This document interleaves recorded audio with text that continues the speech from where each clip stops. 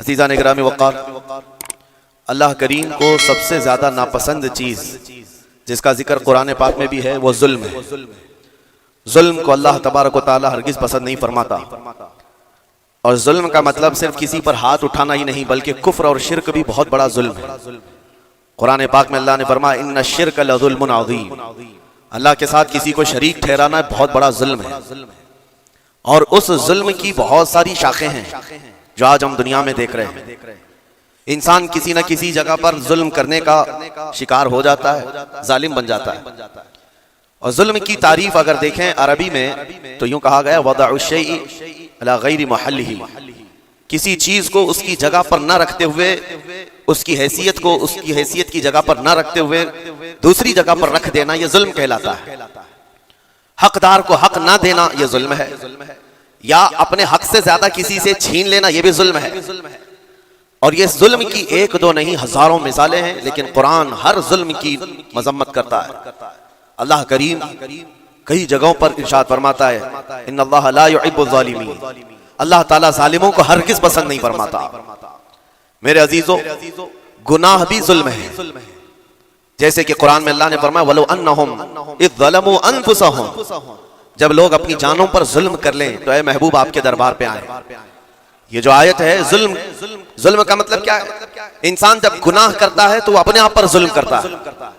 ظلم کی بہت ساری شاخیں ہیں، اور ظالموں کو اللہ پسند نہیں فرماتا، چاہے وہ اپنے اوپر ظلم کیا ہو یا کسی نہتے پر ظلم کیا ہو۔ آج دنیا میں جو حالات ہم دیکھ رہے ہیں، ظالموں کا ظلم عروج کو پہنچا ہوا ہے، اور قرآن پاک میں رب تعالیٰ نے ظالموں کی نشانیاں بھی بیان کی، ایسا نہیں کہ یہ پہلی مرتبہ ہوا ہے۔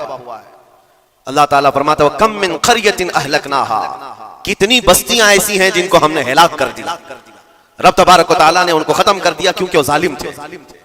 ظالموں کی بستیاں جو ہلاک ہوئی، قرآن پاک میں 3 مثالیں آپ کو بتاتا ہوں۔ ایک نوح علیہ السلام کی امت اور ان کی آبادی، دوسری حضرت لوط علیہ السلام کی قوم، تیسری حضرت صالح علیہ السلام کی قوم۔ یہ تینوں قومیں ایسی ہیں، گناہ میں تو تھی لیکن غرور بہت زیادہ تھا، گھمنڈ بہت زیادہ تھا۔ آج کے دور میں اگر کسی کے پاس پیٹروٹ میزائل ہیں اور بم بارود کی طاقت رکھتا ہے، نیوکلیئر پاور ہے، تو وہ یہ سمجھتا ہے مجھے کوئی شکست نہیں دے سکتا۔ یہ ہر دور میں ظالموں کا خواب رہا ہے، ہر دور میں ظالم اسی طرح کی فکر رکھتے ہیں۔ نوح علیہ السلام کی قوم بہت مضبوط قوم سمجھی جاتی تھی۔ اللہ تعالیٰ نے اپنے نبی کو جب حکم فرمایا کہ آپ ایک کشتی بنائیں بہت بڑی، تو وہ آپ کا مذاق اڑاتے تھے۔ یہاں دور دراز کہیں نہ ندی ہے، نہ نالا ہے، نہ سمندر ہے، کشتی کس میں چلاؤ گے؟ اللہ کے نبی کو پتا تھا کہ عذاب آنے والا ہے، اور اپنے ایمان والوں کو آپ ڈرا بھی رہے تھے، لیکن کفار و مشرکین غرور و تکبر میں ایسے تھے، یہاں تک کہ نوح علیہ السلام نے اپنے بیٹے کو بلا کر کہا جو کافر تھا، کہا میرے ساتھ آ جا، یا بنی ارکم معنا ولا تکن مع الکافرین، بیٹا ہمارے ساتھ آ جا، کافروں کے ساتھ مت جا۔ اس نے کیا کہا؟ قال سآوی الی الجبل یعصمنی من الماء، میں تو پہاڑ کی اونچی چوٹی پر چلا جاؤں گا، تمہارا پانی مجھے کچھ نہیں کر سکے گا۔ یہ اس وقت ظالموں کا خیال تھا، گمان تھا۔ پھر اللہ تعالیٰ قرآن پاک میں فرماتا ہے وَفَجَّرْنَا الْأَرْضَ عُيُونًا، ہم نے زمینوں کے سارے چشمے پھاڑ دیے، ہر جگہ سے پانی کے سوتے نکلے، اور پھر آسمان کے سارے دروازے کھول دیے فَفَتَحْنَا أَبْوَابَ السَّمَاءِ بِمَاءٍ مُنْهَمِرٍ، اللہ فرماتا ہے آسمان کے سارے دروازے پانی کے کھول دیے، آسمانوں سے پانی اور زمینوں سے پانی۔ فَالْتَقَى الْمَاءُ عَلَى أَمْرٍ قَدْ قُدِرَ، سورہ قمر کی آیتیں ہیں، رب تعالیٰ فرماتے ہیں پانی اتنا بڑھ گیا کہ جو رب تبارک و تعالیٰ کی طے کی ہوئی معینہ نشانی تھی وہاں تک جا کر پانی مل گیا، روئے زمین پر کوئی باقی نہ رہا سوائے حضرت نوح علیہ السلام کی کشتی، کوئی نہیں باقی رہا۔ جب یہ پانی پھیل گیا، کیا پہاڑوں کی چوٹیاں، کیا محلوں کی اونچائیاں، سب غرق ہو گئے، اور وہ جبابرہ، وہ قوت کے بادشاہ جو کہتے تھے ہمارا کوئی کچھ نہیں بگاڑ سکے گا، سڑ گئے پانیوں میں۔ صرف پانی اللہ تعالیٰ بھیج دے تو انسان اسے روک نہیں سکتا، عذاب الہی کو کیسے روک سکے؟ دوسری گھمنڈی قوم، غرور میں مبتلا قوم تھی حضرت لوط علیہ السلام کی قوم، جو بدکاریوں میں ملوث تھے۔ اللہ کا جب عذاب آیا تو قرآن پاک میں رب تعالیٰ فرماتا ہے وَأَمْطَرْنَا عَلَيْهِمْ حِجَارَةً مِّن سِجِّيلٍ، نوکیلے پتھروں کی ہم نے ان پر بارش کی، فَجَعَلْنَا عَالِيَهَا سَافِلَهَا، ان کی اونچائیوں کو اٹھا کر کے نیچے پلٹ دیا گیا، زمین کو فرشتوں نے اوپر تک اٹھایا اور اس کے بعد پلٹ دیا. یہ پوری بستی غرق ہو گئی, ختم ہو گئی. یہ بستی بھی وہی تھی جس کو حضرت لوط علیہ السلام بار بار تنبیہ کرتے تھے کہ ظلم سے بچو, ظلم سے بچو.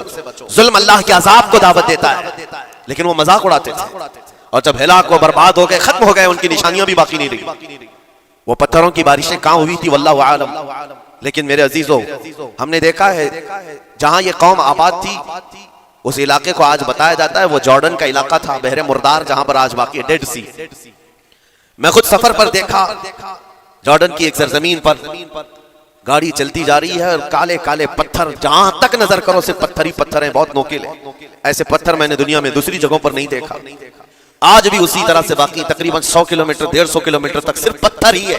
بیچ میں صرف ایک روڈ جاتا ہے, اس کے بعد نہ کوئی درخت دکھتا ہے, نہ کوئی عمارت ہے, نہ کوئی پہاڑ ہے, صرف پتھر, پتھروں کا صحرا ہے. آج کی اس صدی میں دیکھ کر کے ان پتھروں کو ہیبت طاری ہو جاتی ہے. جس وقت وہ برسے ہوں گے ان کی حالت کیا ہوگی. اور میں یہ نہیں کہتا بالضبط کہ یہ وہی پتھر ہیں جو برسے تھے, واللہ عالم. لیکن میرے عزیزوں, نشانیاں آج بھی عذاب الہی کی موجود ہیں. تیسری قوم تھی قوم شعیب اور قوم صالح علیہ السلام. یہ دونوں قوموں کے بارے میں ذکر کرتا ہوں. حضرت شعیب علیہ السلام کی قوم صرف ناپ تول میں کمی کرتی اور کفر و شرک بھی کرتے. شعیب علیہ السلام ان کو روکتے تو وہ ان کا بھی مذاق اڑاتے. اور جب عذاب الہی کے آنے کی بات کیا تو جانتے ہیں کیا کہا انہوں نے؟ یہ وہ قوم تھی جو پتھروں کو تراش کر کے گھر بنا لیتے تھے. یعنی پورے کے پورے پہاڑ کو, پتھروں کا جو پہاڑ ہوتا ہے اس کو تراشتے تھے, اور ایک آدمی کا ایک گھر ایک پہاڑ. آج کے دور میں ساری بلڈوزر مل کر کے نہیں کر پائیں, مشینیں مل کر نہ کر پائیں. وہ اس وقت کے لوگ بھاری بھرکم تھے, جسامت والے تھے, طاقت والے تھے. جب وہ اپنے رہنے کے لیے ایک پہاڑ کو تراش سکتے تھے, 4000 سال پہلے کی بات کر رہا ہوں, اس وقت میرے خیال سے وہ اپنے زمانے کے سب سے بڑے ماڈرن لوگ یا ترقی یافتہ لوگ کہلاتے ہوں گے, سب سے زیادہ ترقی یافتہ کہلاتے ہوں گے. جیسے آج لوگوں کو لگتا ہے رشیا اور امریکہ بہت پہنچے ہوئے ہیں ٹیکنالوجی میں, اس دور کے وہ لوگ سب سے بڑی طاقت کے رکھنے والے تھے. جب حضرت شعیب علیہ السلام نے ان کو اللہ کے عذاب سے ڈرایا تو کیا کہتے ہیں؟ عذاب وہی نا جو نوح علیہ السلام کی قوم میں آیا تھا, بارش آ گئی تھی, زمین سے پانی نکل گیا تھا تو پانی بہت ہو گیا تھا. یا پھر وہ جو لوط علیہ السلام کی قوم پر آیا, پتھروں کی بارش, یا پھر ہواؤں کا عذاب. اگر یہ تینوں بھی آئیں تب بھی ہمارے ان پہاڑوں کے گھروں کو نقصان نہیں کر سکیں. ان کا اتنا غرور تھا. اگر پانی بھی آ جائے سمندروں کا, یا ہوا بھی تیز چلے, یا پتھروں کی بارش ہو, ہم تو بہت محفوظ قلعوں میں ہیں. اندازہ کرو میرے عزیزو, 3000 4000 سال کے بعد آج تک مدائن صالح اور الاولا سٹی نام سے سعودی میں موجود ہے, ابھی تک وہ گھر موجود ہیں. تو اس زمانے میں کتنے مضبوط رہے ہوں گے, پتہ نہیں 3000 سالوں میں کتنے طوفان آئے, کتنے سیلاب آئے, لیکن ابھی تک وہ پہاڑوں کے گھر موجود ہیں. تو اس زمانے میں کتنے طاقتور ہوں گے. ان کا نشہ آسمان پر تھا, غرور چڑھ کر کے بول رہا تھا. کہتے تھے کہ اگر اس طرح کے عذابات آ بھی گئے تو ہمارا کچھ نقصان نہیں ہوگا. کون سا؟ نوح علیہ السلام کی قوم کا عذاب آ جائے, لوط علیہ السلام کی قوم کا عذاب آ جائے, یا پھر شعیب علیہ السلام کی قوم کا عذاب آ جائے. یہ صالح علیہ السلام کی قوم کی بات کر رہا ہوں. تو پھر ہوا کیا؟ اللہ کے نبیوں نے انہیں ڈرایا اللہ کے عذاب سے, باز آ جاؤ, اللہ وحدہ لا شریک کی طرف جھک جاؤ.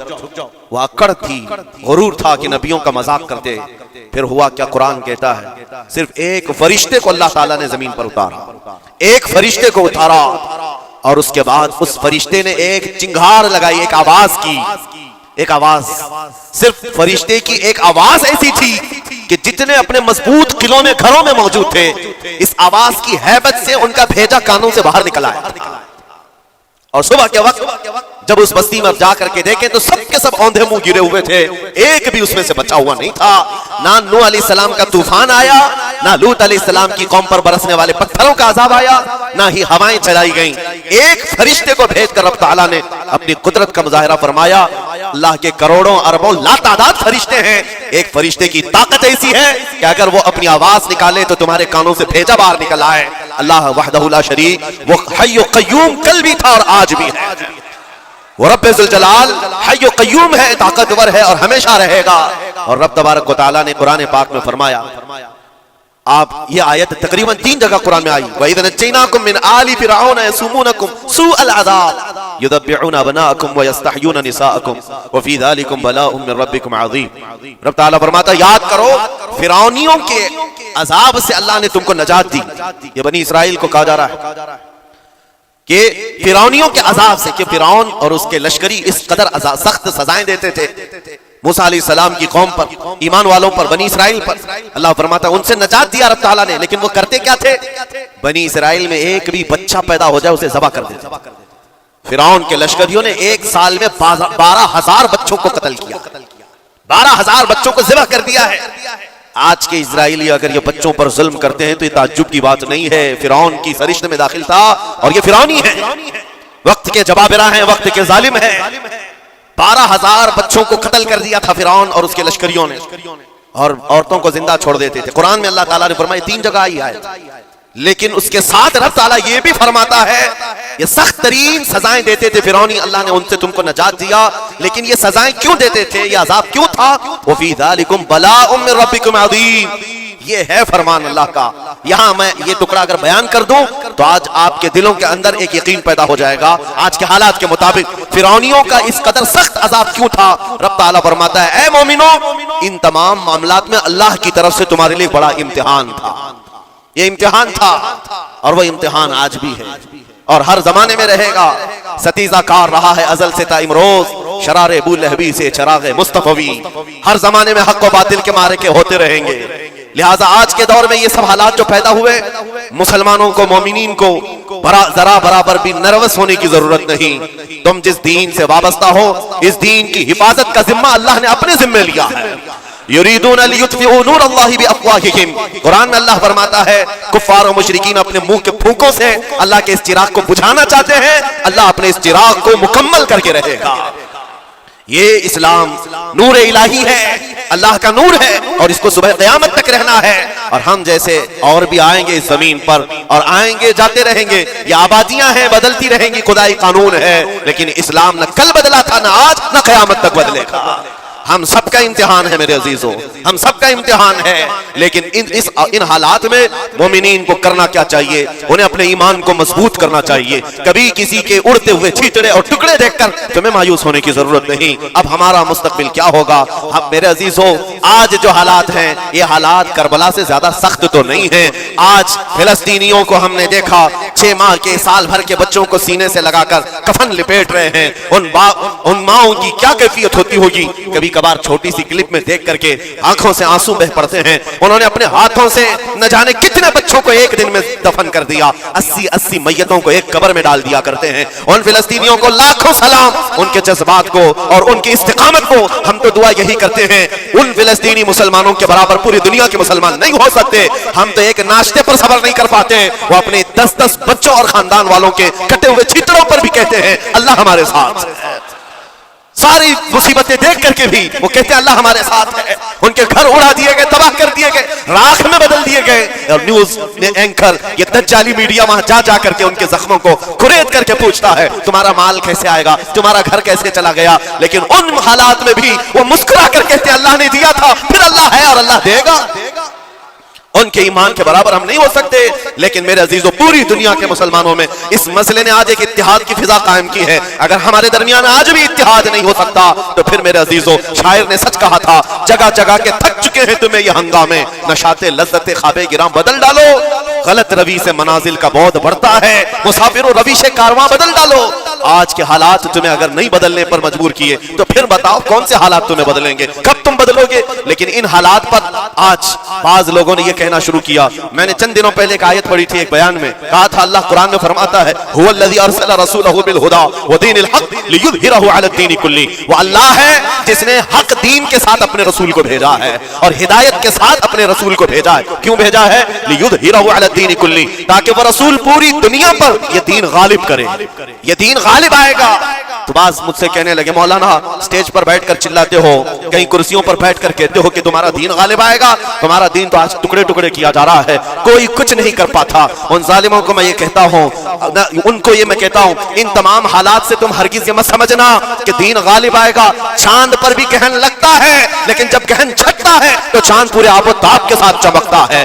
آج اگر امت مصطفیٰ پر گہن لگا ہے تو میں اپنے ان تمام نوجوانوں سے جو ابھی عنفوان شباب ثواب میں داخل ہوئے ہیں, ابھی یہ دنیا کو دیکھنے کے قابل بنے ہیں. میں ان سے کہتا ہوں ان آندھیوں سے, ان طوفانوں سے گھبرا کر کے نہ تمہیں دین بدلنے کی ضرورت ہے, نہ تمہیں اپنا مسلک و مذہب بدلنے کی ضرورت ہے, بلکہ میں یہ کہتا ہوں نہ گھبراؤ مسلمانوں, ابھی خدا کی شان باقی ہے, ابھی اسلام زندہ ہے, قرآن باقی ہے. یہ ظالم کافر کیا سمجھتے ہیں جو روز ہم سے الجھتے ہیں؟ ابھی کربلا کا آخری میدان باقی ہے, ابھی تو کربلا کا آخری میدان باقی ہے. عزیزان گرامی وقار, میرے نبی کریم صلی اللہ تعالیٰ علیہ وسلم جو فرمایا وہ ہو کر رہے گا, وہ ہو کر رہے گا.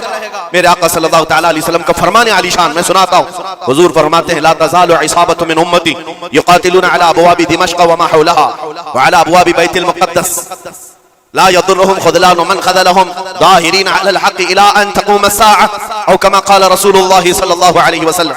میرے آقا فرماتے ہیں قیامت تک میری امت میں سے ایک جماعت ایسی ہوگی جو بیت المقدس کے ارد گرد حق کے لیے لڑ رہی ہوگی. حضور نے فرمایا قیامت تک لڑتی رہے گی, لیکن ساتھ میں ان کے لیے میرے آقا نے فرمایا پوری دنیا کے برا چاہنے سے ان کا کچھ نہیں بگڑے گا. اس کا مطلب کیا ہے؟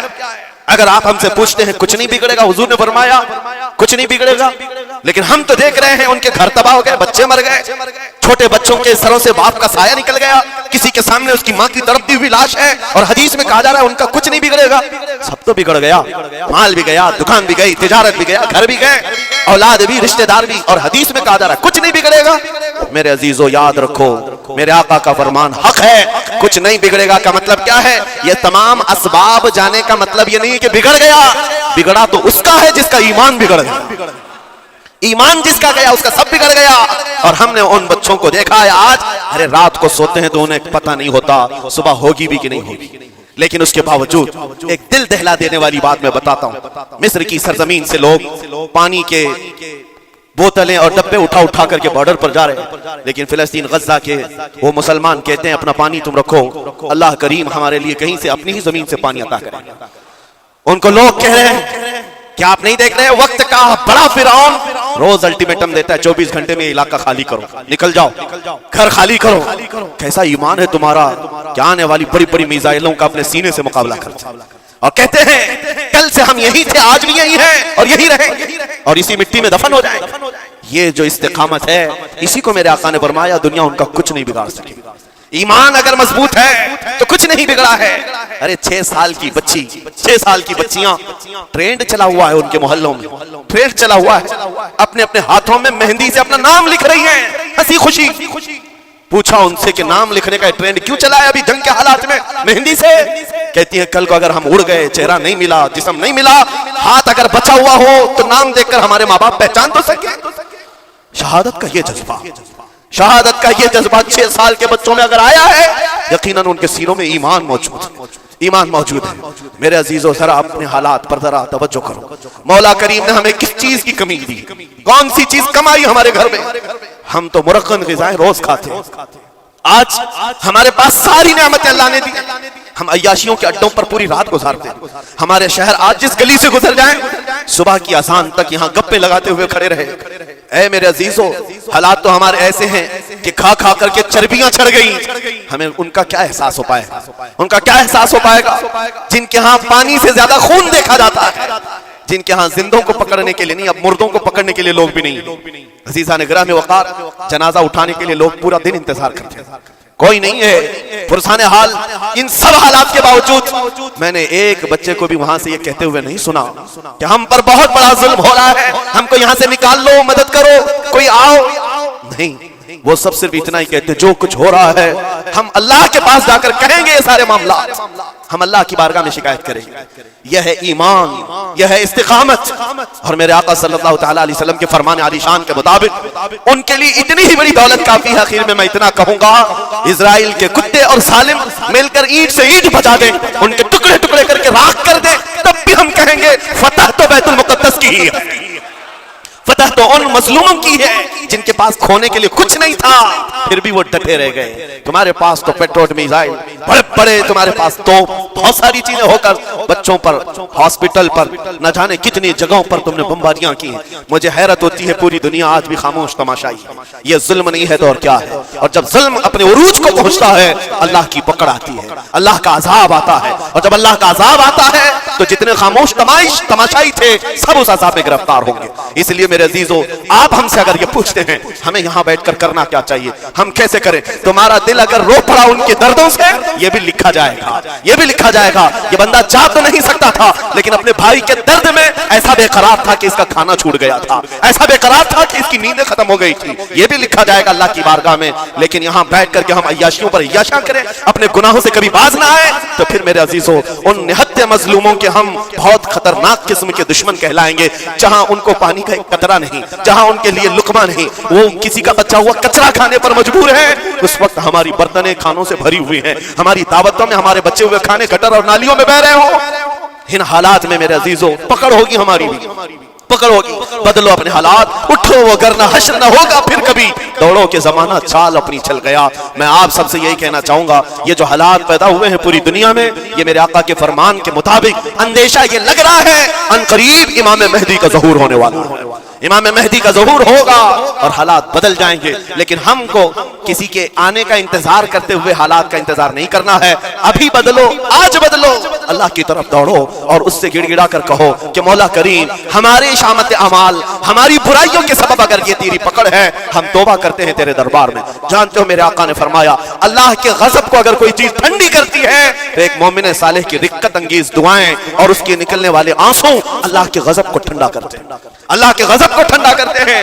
تم گڑ گڑاؤ اس مولا کی بارگاہ میں، یہ نہیں کہ اجتماعی طور پر کسی کے سامنے آپ رو دھو کر چلے گئے یا پھر آپ لوگوں کو دکھانے کے لیے کوئی سٹیٹمنٹ جاری کر دی، نہیں، تنہائی میں بیٹھے ہو، اکیلے میں بیٹھے ہو۔ جیسے کہ کل ایک بہت اچھی چیز میں نے دیکھی تھی، ہمارے علماء نے اعلان کیا تھا پوری دنیا مل کر کے جمعرات کا روزہ رکھے، اس لیے کہ روزہ اللہ کو پسند ہے، اور افطار سے پہلے اگر کوئی دعا کرے، اول دعا ہماری ان مظلوموں کے حق میں ہو، ان ظالموں کے خلاف ہو، مظلوموں کی مدد کے لیے ہو، یقیناً اللہ کی مدد آئے گی، اور آئے گی کیونکہ قرآن بار بار کہتا ہے الا ان نصر اللہ قریب، آگاہ ہو جاؤ بے شک اللہ کی مدد بہت قریب ہے، اللہ کی مدد بہت قریب ہے۔ عزیزان گرامی وقار، میں انہی تمام باتوں سے اپنی گفتگو کو آج سمیٹتا ہوں۔